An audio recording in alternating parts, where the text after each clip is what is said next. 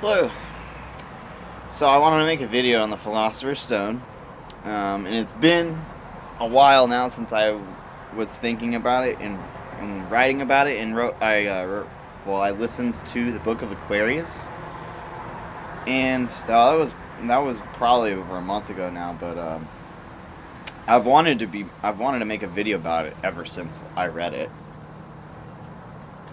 and I just wasn't sure when the right time was, or when I would feel the right time was to make the video. But I feel that time is now. And it's kind of interesting how that feeling works, how it goes. Because I don't just get these. I don't just get like these drives to make a video when I'm feeling like the smartest or like the highest vibration or the best. I felt like I was like really in tune with stuff a few days ago, but I didn't have the like I wanted to make the video, but I just didn't get around to it. And I think now I'm figuring it out that it's not just about when you feel the most inspired. That's not necessarily when I'm supposed to make a video. I'm also finding out that a lot of like just making these videos is part of what I'm supposed to do because of my work. I don't really necessarily know what that is or how it will evolve, but I know that this is what I should be doing. And a lot of times, like when I like get the urge to indulge in like bad habits that I'm trying to get away from and change, I think like that making these videos actually helps give it. So I'm just doing the thing I should be doing instead of what I didn't want to do, kind of wanted to do but would regret. So anyway, with that being said, I thought I was maybe going to talk a little bit more about like what's like my life, what's going on, but now that I'm thinking about it, I will say though that I did watch a couple of movies lately. I actually watched a lot of movies lately, and 11/11 was a really interesting day. I actually took off work, which I wasn't planning or anything, but it was a very magical day. It really was really good. But I did watch some important movies that I feel very, very significant with the symbolism and what they're trying to tell us. Um, the one I just watched yesterday was Free Guy, which it was pretty good. It's funny. I liked it. It was a entertaining, lighthearted like comedy, kind of little cheesy comedy, but it was okay. I laughed. I liked it, and the story gets a little bit drawn out. Like near the end, it feels like it's kind of dragging on. But overall, I think it was a good movie. It's really good just to like. It's just a good feel good movie that will get you away from this monotony of the world. But more importantly, is the underlying message was actually extremely important. Um, and it's not for like any kind of truther people. It's probably nothing you haven't already thought of and considered. But it's really cool that they're putting this stuff in these movies, and they did touch on a few concepts that I felt like I found in other movies that it's trying to get across about NPCs or like what defines someone as real as opposed to the people in this reality who seem more robotic. They kind of point out that there is a midway between like these people who just are like programs of the Matrix and then the fully awakened people, sort of. But that's worth a whole that's worth making a whole video on of itself. And the big one I saw, which I did watch on 11/11, was Bliss. That fucking movie is just loaded with stuff. I mean, that one was very, very, very. It was like such a big concept that it was trying to put into a movie that I feel like it wasn't even able to grasp the whole thing, but it's going to pave the way for more movies in the future, probably more stories in the future that will kind of touch on the subject. But if you watch the video I made about how we're shifting through realities and how Philip K. Dick would talk about how we're going like across a timeline, a lateral timeline. So as we move forward through linear time, you are actually able to move up or down into like a higher or lower vibrational state or reality. That's kind of that's my take on it. That's not what he said exactly, but he did specifically mention a lateral time. But anyway, how we go into these different realities. Dude, Bliss was on that subject like hardcore. Like, you have to watch Bliss if you're into any of these kind of topics. And fuck all the reviewers who said it sucked, because they just didn't understand it. I mean, I don't know. Like, to us, obviously, it's way more than what some of these fucking people are saying. Or some people are saying it's just a metaphor about drug addiction and shit. Fuck no, dude. It's like so much in there. So anyway, enough on that. But check out those movies, and I'll probably make more videos on those movies. It's definitely on Bliss. I wanted to maybe do a review analysis type of video on it, but it's gonna take. I'm probably gonna have to watch it again and really sit down and take notes. But anyway, so on to the Philosopher's Stone. So this whole concept of the Philosopher's Stone, everybody's probably heard of it. It's been in media, it's been in fantasies and movies and storybooks. If you know about alchemy, if you're interested in alchemy, you're already going to know about the Philosopher's Stone. But the elusiveness of the Philosopher's Stone is an interesting concept, because really it's not as elusive as it's made out to be. The biggest part of its elusiveness is the idea that it's fucking elusive. It's actually kind of how it's kept protected or hidden or covered up or whatever. But it does exist, I think. And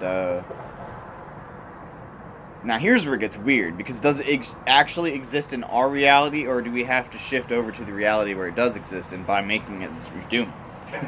Now, I think that's why, if you look into the old alchemists of the past, like Fulcanelli and then Paracelsus and all them, from what I know, I don't really know that much about them, but from what I've heard, it's like they sort of just disappeared. No one knows where they went. The people theorize they went off to breakaway societies, type 2 civilizations, or they moved on into Shambhala. They ascended, basically.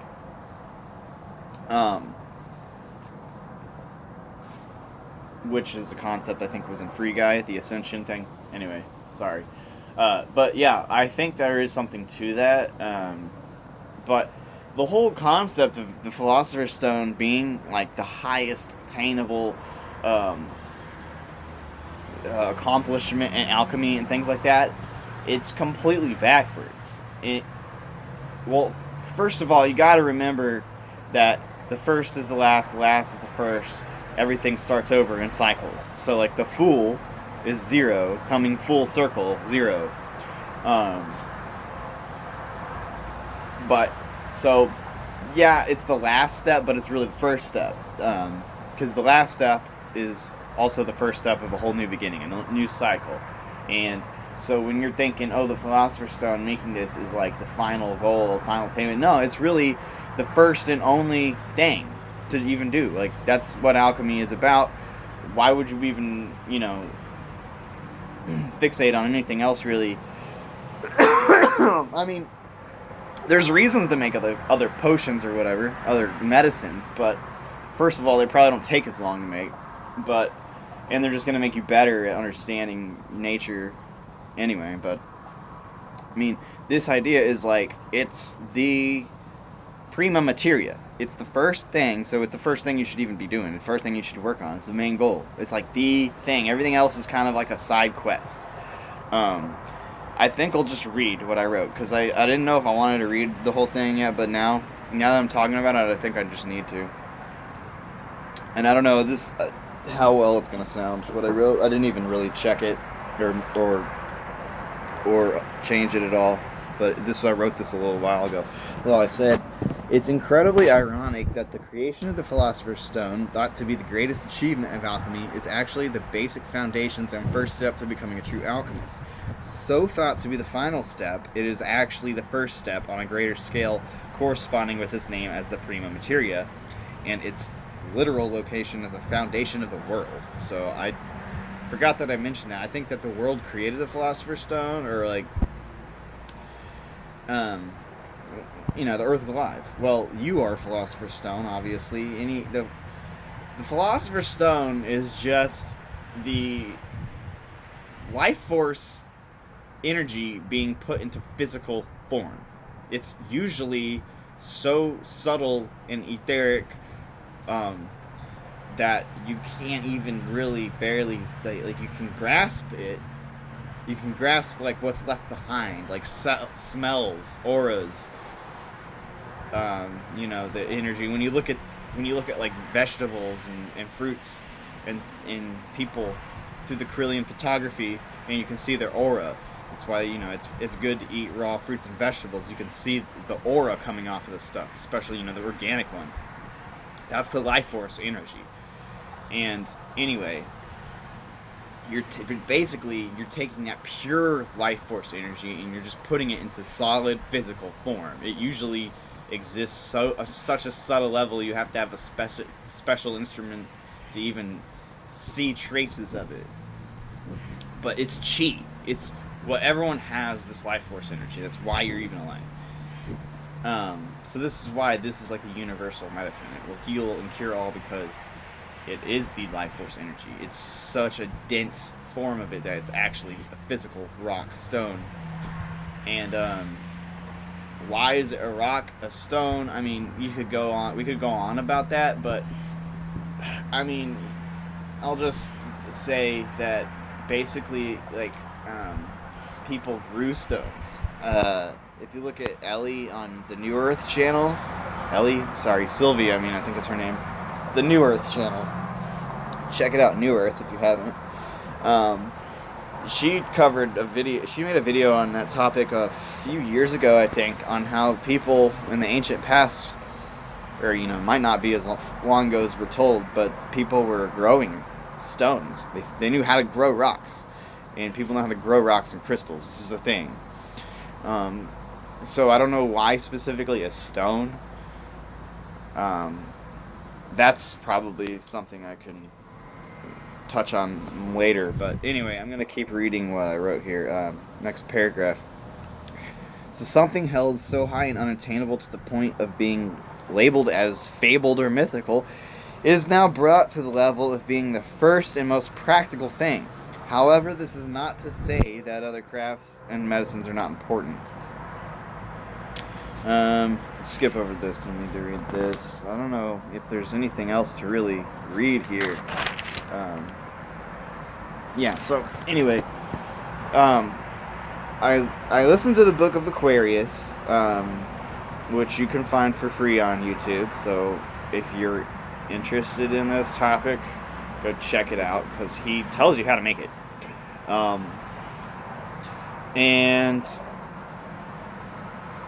it's really actually, it doesn't seem hard. It doesn't seem impractical at all. It seems it's actually part of the one of the biggest tricks about it is how surprisingly easy it actually is.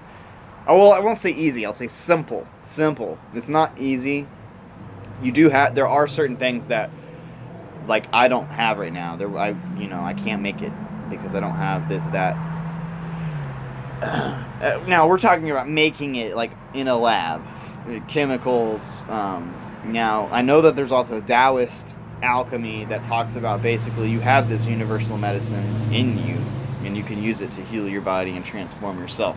And that, I think, that's like a whole other thing that should be worked on as well, probably. It's what I'm doing with Qigong and meditation and trying to do shadow work and stuff. But when we're talking about, like, actually chemistry here, we're talking about making it that way, and not the biochemistry to the body, but the chemicals in the lab, equipment. Like, you have to have a controlled climate, environment. There's certain things you need, and it does take a long time. Like, it takes around, on average, to 3 years, he said, but also this depends on what material you use to start with. You don't have to use the same thing. Everything contains the life force energy. You're basically just, like, extracting it.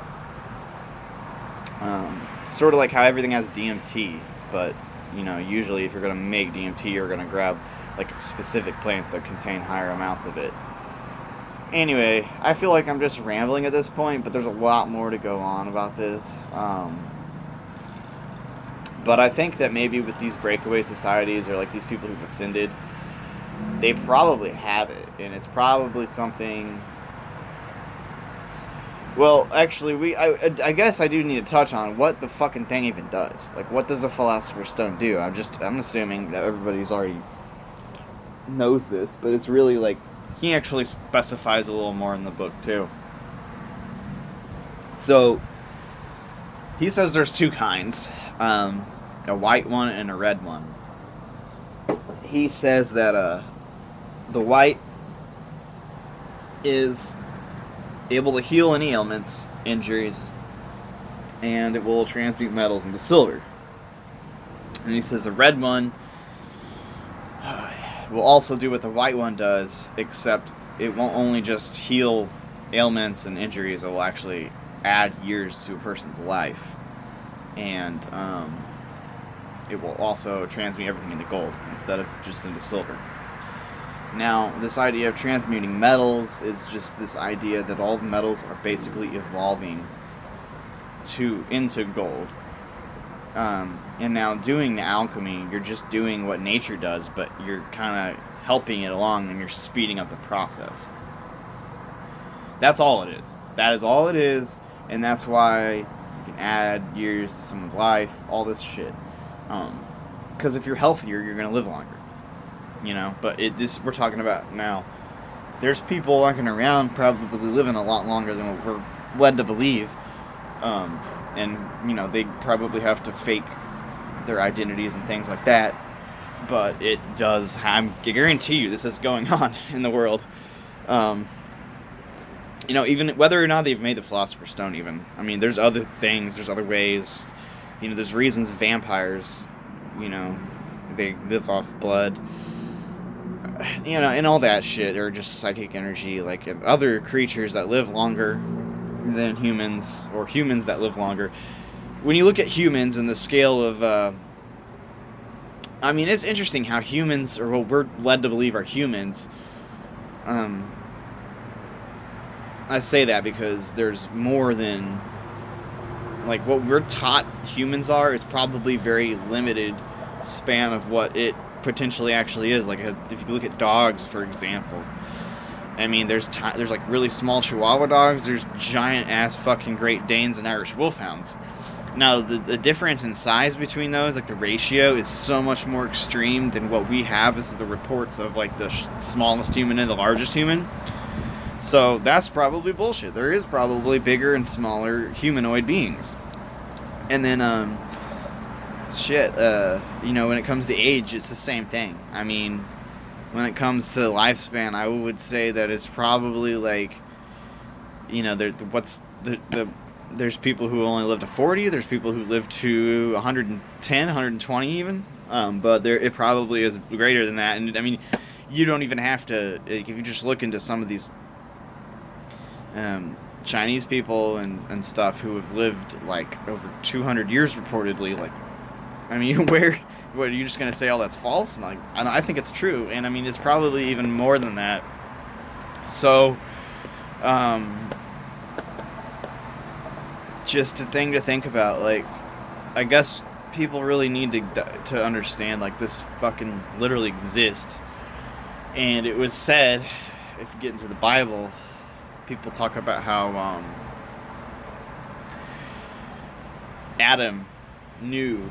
Adam had the secrets of the philosophers. He knew how to make it. He passed down to Seth. Seth passed it down. And, you know, Noah had it. Noah had this knowledge, and he passed it down. You know, I've heard maybe, I don't know if Abraham had it. You know, Abraham only lived 120 years, they say, or whatever. I don't know. But there is something interesting about how, like,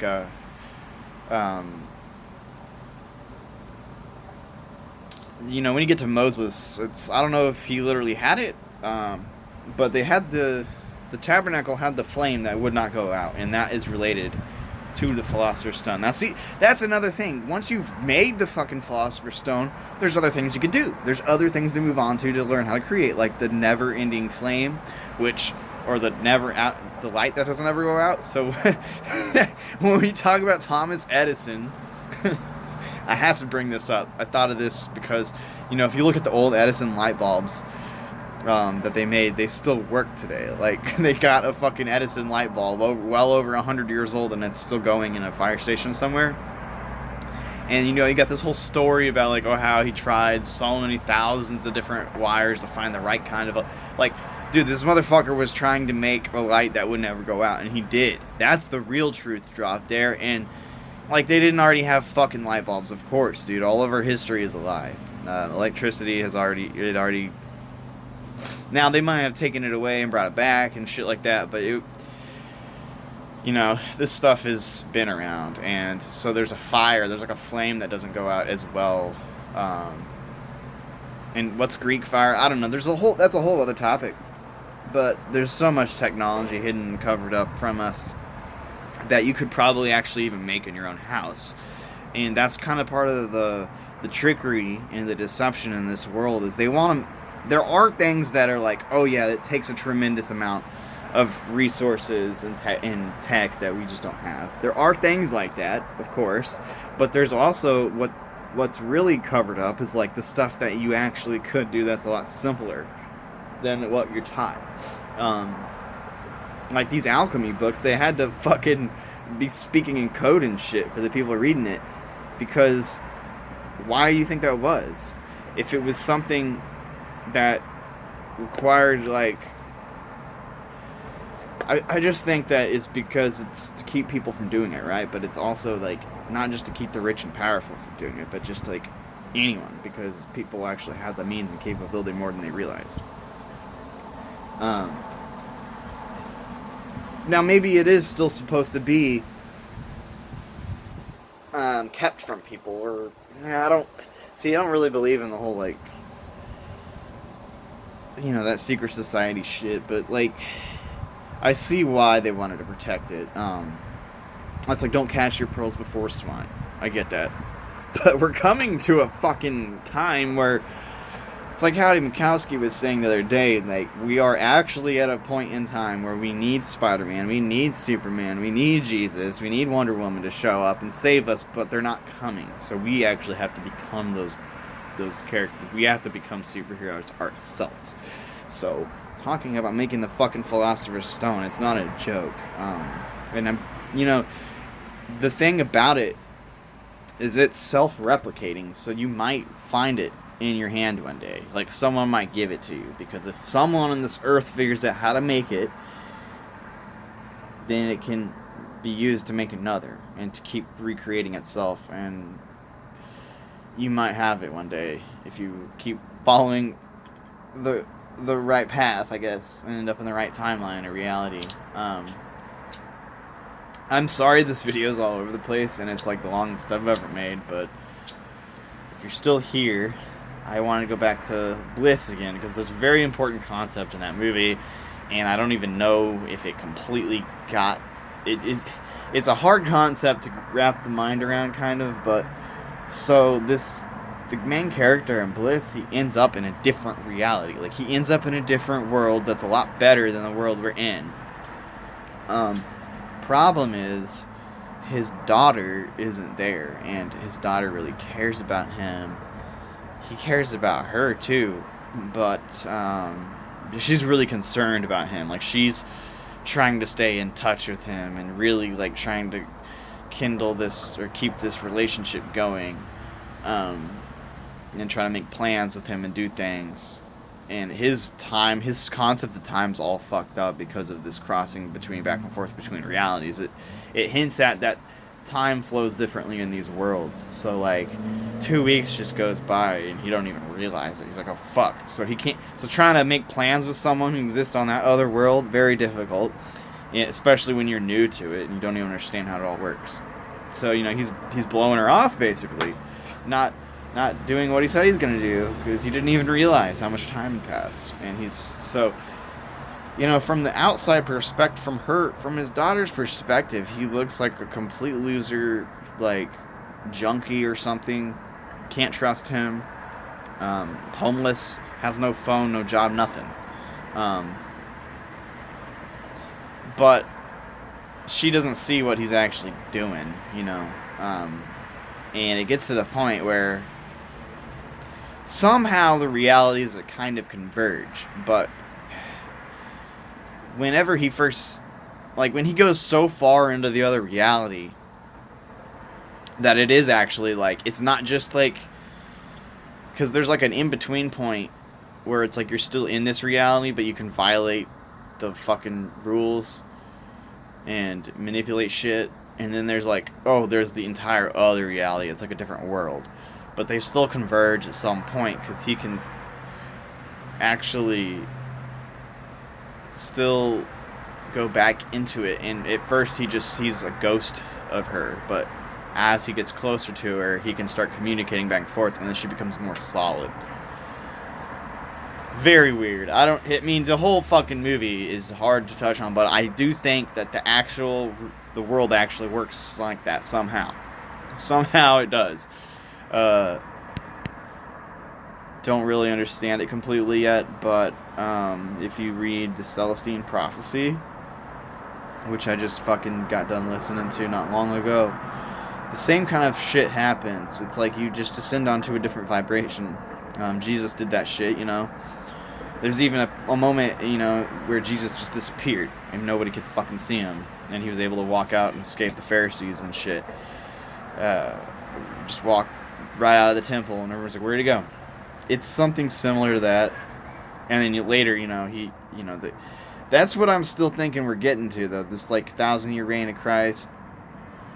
Like, people debate on, did this already happen or is it going to happen? But it is not really that simple. It is not just a linear time thing. It's both are right. It's like, it doesn't really matter because it's like, if people did exist, you know, 1,000 years ago that knew this, they were able to walk into the reality and shift over to the reality of the 1,000-year reign of Christ, the renewed bodies, the never-ending life, you go back and forth between heaven and earth.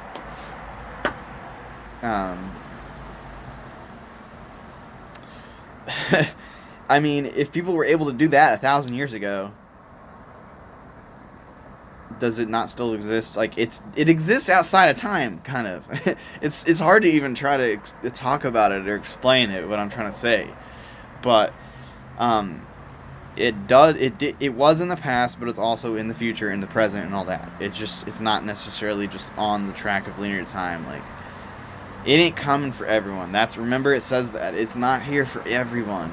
There's too many people right now who are just really wanting to cling on to the fucking old ways of living. This whole thing we've been doing the past however long you've been alive in this society, probably going to your fucking 9 to 5 whatever job, working your 40-hour week, and then just repeat, and you're not even really doing. You're probably just working for some fucking corporation, not really doing. I don't want to speak for everyone, but a lot of people are in this situation. It's like, you know, and I'm not in like the best, you know, I'm not much better. I mean, I think I've gotten to a point where I'm kind of shifting my way there, you know. I'm like, cool. I'm working for a small business now. That's one plus. But I mean, everybody's got their own path to get to the better reality. But some of these people just they don't even close. They're not ready. They don't see it. They think the better reality was like 2019, you know. But you know, for most of us who can see through the bullshit and the lies and the deceptions and the manipulation that's going on, even though we know that, you know, it's all fucked up what's happening right now, we wouldn't go back to 2019 because, well, we knew it was a deception before. There's a squirrel out here making some sound. But we knew it was already bullshit. I just thought of that Rick and Morty episode of the fucking squirrels. It knows what I'm talking about. Oh, shit. If you haven't seen that, look that shit up, dude. That shit is funny as fuck. Just look up the Rick and Morty squirrels thing. It's like 2 minutes long. It's probably on YouTube. But anyway, fucking, so, yeah, why would you want to go back? Yeah, shit got bad, but it's only it's like we're just confronting it. It's like it was always bad. It's just like now it's so in your face. You have to deal with it, and you have to figure out how do we get out of this, because you're not like the people that are like just ready to go back, and they're getting treated better. Like they're getting treated by society. They're able to do more. They're able to go fly on planes, whatever. But it's just like they're welcoming them back into the old world, and it's like, well, I don't like why the fuck you gotta go through these corporations to fly? Like, why? I mean, there's so many things, dude. We're gonna live in a much better world if you are with us, and I mean, if you're still really wanting to go back to that old way, you're probably not watching this video anyway, but if you are, I mean, just know it's okay. Like, I think it's just like you can go stay where you're going and we'll go where we're going. We just gotta go our separate ways, dude. I'm sorry. Like, a lot of people are attached to that, our friends and family. And that's where that movie Bliss, again, comes in, because it really addresses that, I think. I mean, I don't think there's really much else I could say. Just go watch the movie. This video is like 30 fucking minutes long right now, and if you're really that interested in listening to me ramble, like, I guess, like, thanks. I mean, there's always more I'm gonna make, but anyway, I think that's enough for now. But thank you for watching, and everybody stay up, and have a blessed day. Thanks. Peace.